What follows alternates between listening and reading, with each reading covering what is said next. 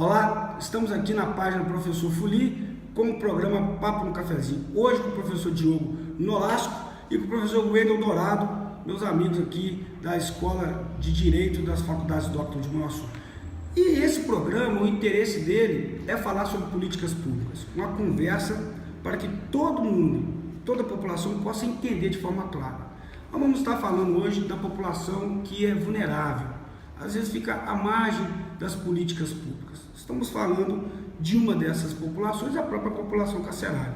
Professor, o senhor que atua muito com a APAC, gostaria que o senhor falasse um pouquinho o que é a APAC para o nosso acompanhante que nos assiste. A APAC é a Associação de Proteção e Assistência ao Condenado. É a sociedade civil que se organiza e monta uma associação para cumprir o que a lei penal determina, que é cumprir a ressocialização do preso, essa função social da lei penal. Como o Fuli já disse muito bem, o preso condenado hoje no Brasil, ele de fato fica numa situação de vulnerabilidade, porque um dos direitos que ele perde, assim que ele tem uma sentença transitada em julgado, ele perde os seus direitos políticos. Então ele não vota, e justamente por não votar ele não traz nenhum interesse, aos políticos de que possam fornecer condições dignas para o cumprimento de pena. E por isso que os nossos presídios, na sua grande maioria, além de estar superlotados, eles são verdadeiros depósitos de gente, com espaços bem reduzidos para que as pessoas possam ali cumprir sua pena, com alimentação degradante, condição desumana. E a APAC, ela funciona justamente para fazer com que a lei de execução penal funcione em sua plenitude. Então essas pessoas que cumpriram pena vão ser inseridas dentro desse centro de reintegração social que a APAC, quando o município consegue trazer, a associação montar, igual que no nosso caso de Manhuaçu nós temos. Na nossa região aqui são quais cidades? Aqui, Manhuaçu, Caratinga, Inhapim, Manhumirim está para ser construído, que seria o mais próximo aqui. E a sociedade então se organiza e ela mesmo que, vamos dizer, é a mantenedora desse centro de reintegração, para que após o preso que foi condenado cumprir sua pena, ele possa ser reintegrado à sociedade, qualificado, para que obviamente não volte a cometer crimes. Antes de eu perguntar ao professor Wendel, vou fazer uma outra pergunta ao senhor. Nós temos uma outra população que ainda que tem uma brecha, que é o menor, Ele não tem um local na nossa região para ser atendido. Como é que funciona essa questão do menor? Bom, para atendimento da APAC, a APAC em nenhum modelo no Brasil, tem ainda uma casa apropriada para menores infratores, até porque a gente tem que levar em consideração que, do ponto de vista legal, a pena do menor, criança ou adolescente, ela é totalmente diferente daquele maior de 18 anos. Então, de fato, nós não temos isso precisa ser pensado. Hoje a APAC consegue trabalhar com a população carcerária masculina, feminina em menor quantidade, em razão até da diferença de homens presos em razão de mulheres. É difícil, nós não temos nenhum modelo, mas é uma ideia importante que a gente pode desenvolver. E tem que ser trazida à tona no debate. Sem dúvida. Professor Wendel, o senhor que dá assessoria a vários municípios da região, especialista em direito administrativo, esse assunto que nós estamos trazendo aqui, ele cabe numa discussão desse ano eleitoral voltado para o município? Especificamente sobre o recolhimento daquele que é condenado, não necessariamente. Na verdade, a atuação do município, por não ter competência nessa área específica de recolhimento das pessoas que são condenadas, acaba sendo uma atuação que antecede a esse tipo de penalização. Por quê? A gente sabe, e estudos já indicam isso, que a maioria dessas práticas, dessas infrações que podem, porventura, virar uma condenação, elas decorrem de um reflexo da própria sociedade. Aquelas pessoas, geralmente, que se encontram em situação de vulnerabilidade, são as mais propícias para o desempenho ou para a prática dessas infrações, que depois, conforme foi colocado pelo professor Diogo, vão abarrotar as nossas cadeias e, portanto, serem alijadas do processo de participação da própria sociedade.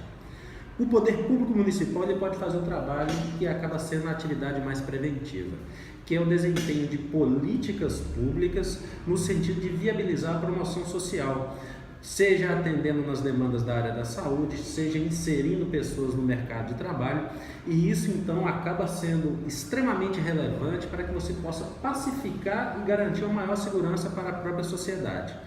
poucas administrações públicas efetivamente têm uma discussão direcionada para essa área. Existem programas do governo federal, do governo estadual que são desempenhadas, só que a eficácia, infelizmente, não é da forma como a gente gostaria, seja pelo problema da falta de recursos públicos, seja pelo fato de não haver também uma qualificação devida dos atores, das pessoas que participam da administração pública, para prestigiar cada vez mais essas atividades. Não estou, obviamente, desconsiderando a qualidade dos profissionais que trabalham nessa área, mas infelizmente hoje a administração pública, pela quantidade de demanda e a insuficiência de recursos, acaba se restringindo à garantia de saúde e educação.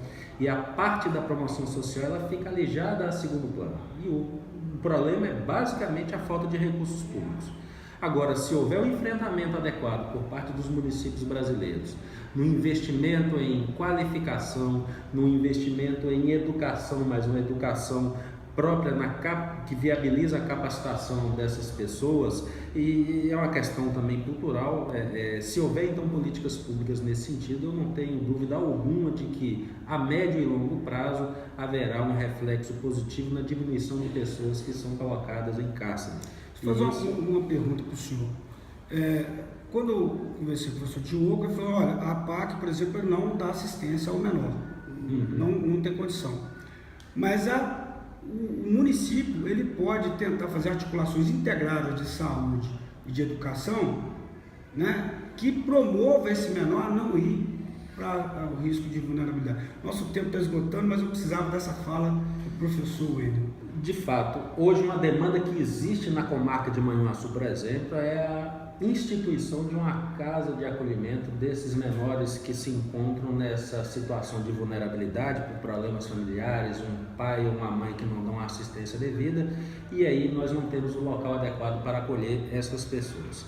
A grande dificuldade de você instituir esse tipo de espaço é porque não vai ser um espaço que vai ser utilizado permanentemente pela administração pública, porque se em uma semana você tem 5 crianças em situação de vulnerabilidade, às vezes no outro mês você não tem nenhuma, no outro aumenta para 10, e como é que você garante uma quantidade tal de pessoas vinculadas a esse tipo de atividade para uma despesa que esse mês às vezes tem menor e no outro mês não tem nenhum?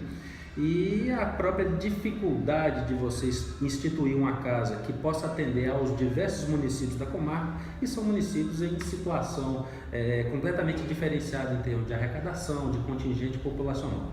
É um dos desafios que, obviamente, as próximas administrações públicas terão que enfrentar. Para nós encerrarmos aqui, nós vamos ter uma fala rápida dos nossos 2 convidados, mas eu queria que você gravasse 2 palavras: o apoio da participação popular nas APACs e a necessidade da comunidade abraçar o menor para que ele tenha uma chance de futuro, e nós depois não pegamos esse menor e vamos chamar de menor delinquente, menor infrator, e tratar a separado, segregado da comunidade, da sociedade. Nós temos que oportunizar para todos de forma igualitária as oportunidades, né? Todo mundo tem o mesmo acesso. O que é bom é quando o rico e o pobre podem estudar na mesma escola. Professor, suas considerações finais? Apenas complementando, porque na verdade a atuação da APAC é justamente isso: a sociedade se abraça para suprir uma lacuna que o Estado, né, ele não consegue suprir na questão do cumprimento de pena. Então precisa dessa integração. Até pegando um gancho do que o professor Wendel disse, há alguns mecanismos, por exemplo, que os municípios podem fazer com as APACs. Por exemplo, no nosso caso específico de Manhuaçu, o município de Manhuaçu fez um convênio com a APAC doando um terreno para a construção do Centro de Integração Social. Além disso, nós temos a nível do Estado, por exemplo, uma unidade de uma escola estadual funcionando dentro da APAC, né, que é a Escola São Vicente de Paulo, aqui em Manhuaçu. Então há possibilidade do poder público agir conjuntamente com a sociedade, né, para que essa situação do condenado ela seja mais eficiente. Porque nós não podemos tapar o sol com a peneira, achar que pelo fato de não termos políticas de base, né, vinculadas à educação, como bem mencionado pelo professor Wendel, a gente não pode achar que porque o Estado não supre essa necessidade, e aí tem uma consequência negativa que a gente não vai poder ter nenhuma ação, ainda que paliativa, para poder reduzir essa via de mão dupla prejudicial, pejorativa, que entre a inserção social das pessoas e a reinserção, porventura, se transgredir alguma regra da sociedade. Então é muito importante isso. Professor?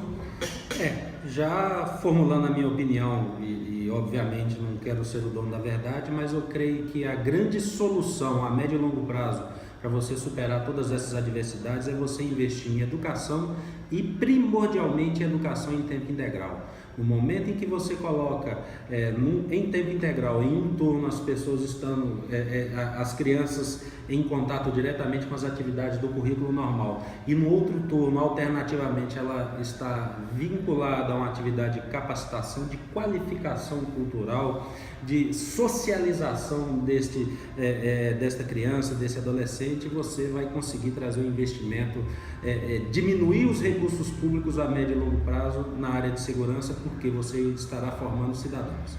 Então a chave, na minha opinião, é educação integral. Muito obrigado por você ter nos assistido até aqui. Começamos bem com dois gigantes dando uma aula para nós sobre políticas públicas. Muito obrigado.